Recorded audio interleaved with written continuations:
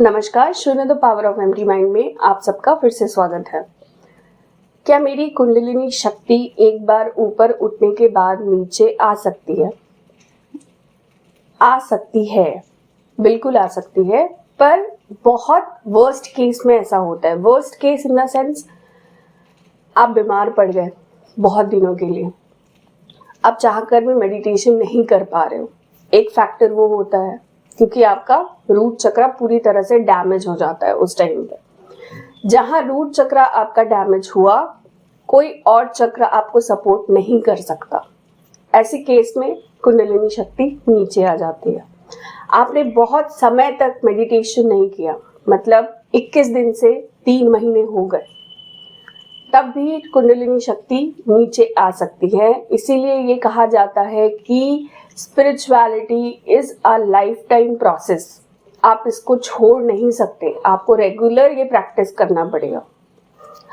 अब दूसरे केस में क्या होता है कि आपकी कुंडलिनी शक्ति नीचे नहीं आती, हाँ, पर आपके चक्रों में ब्लॉकेजेस हो सकते हैं।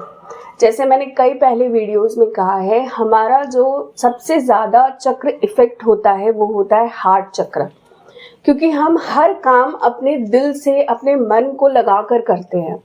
अब किसी ने कुछ बोल दिया, आपने उसका जवाब नहीं दिया, तो आपका हार्ट चक्र ब्लॉक हो गया। अगर आप किसी को कुछ बोल नहीं पाए तो आपका हार्ट चक्र ब्लॉक हो गया। आपने किसी को कुछ ज़्यादा बोल दिया तो आपका थ्रोट चक्र ब्लॉक हो गया, साथ ही साथ हार्ट चक्र भी ब्लॉक हो गया, क्योंकि आपने अपने थी सोल से बाहर जाके काम किया। ठीक है, ऐसी कंडीशन में क्या होता है कि आपकी जो थर्ड आई है, जो आपको चांद दिख रहा होता है, वो दिखना आपको बंद हो जाता है।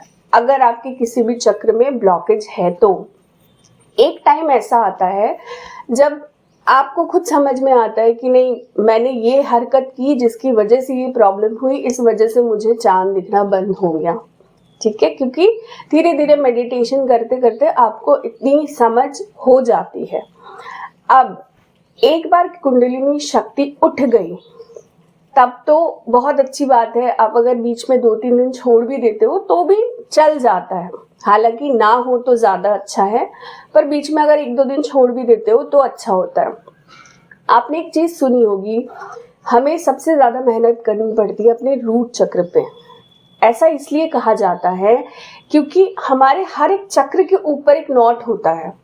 आप कभी भी पिक्चर देखोगे ना कुंडलिनी की, तो आपको दिखेगा कि हर चक्र के ऊपर ना एक नॉट के साथ ही ये जो प्रोसेस है ये आगे बढ़ता है। पर रूट चक्र में आने से पहले आपको नॉट से गुजरना पड़ता है, और वो नॉट दूसरे नॉट, मतलब ऊपर वाले नॉट से कई ज़्यादा स्ट्रॉन्ग होता है। इसीलिए कई बार तो आपको वो नॉट खोलने में ही 6-8 महीने लग जाते हैं, उसके बाद आप अपने रूट चक्र पे आते हैं। तो ऐसी स्थिति में अगर कुंडलिनी पूरी तरह से नीचे आ गई, जैसा कि मैंने बोला कि आप बीमार हो गए, आपने बहुत दिन तक मेडिटेशन नहीं किया, आपने मेडिटेशन बिल्कुल छोड़ दिया, ऐसी कंडीशन में अगर पूरी तरह से कुंडलिनी शक्ति नीचे आ गई तो ये नॉट दोबारा खुलना और ज़्यादा टफ हो जाता है पहली बार से।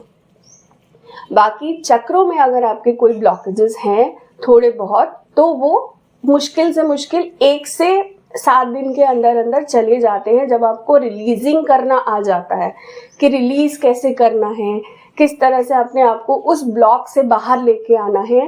पर इस चीज़ के लिए भी आपके अंदर ये समझ होनी चाहिए कि आपके कौन से चक्र पे प्रॉब्लम आ सकती है, आपने ऐसा क्या किया है जिसकी वजह से आपका कोई चक्र ब्लॉक हुआ है।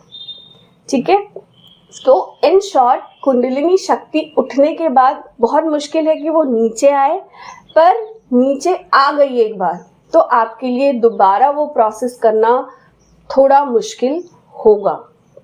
आशा करती हूँ मेरी इस वीडियो से आपका अगर कोई डाउट था इस टॉपिक से रिलेटेड तो वो क्लियर हुआ होगा। चैनल को लाइक और सब्सक्राइब करना ना भूलें, फैमिली को बढ़ाते रहिए। बहुत बहुत धन्यवाद।